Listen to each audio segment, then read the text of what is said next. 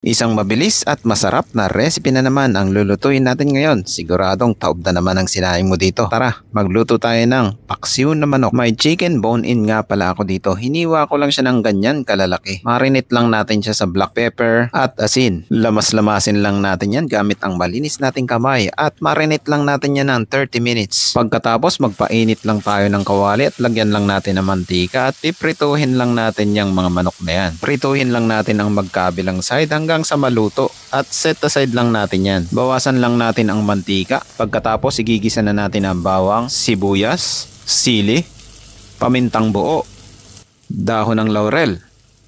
Saka natin gisa-gisahin hanggang sa lumabas yung aroma.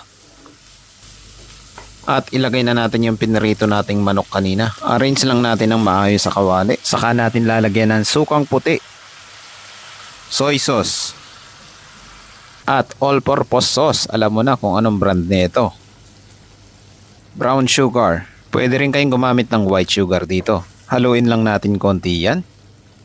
At tatakpan lang natin hanggang sa matuyuan or hanggang sa maluto yung chicken natin. Ayan o, tignan mo naman kung gaano kasarap yan. Sarsa pa lang, siguradong taob na ang sinaing mo dito. Kaya magsaing ka na ng marami. Tamang-tama ang recipe na to ngayong holiday season. Kung may mga tera-tera kang lechon dyan, alam mo na kung anong lulutuin mo.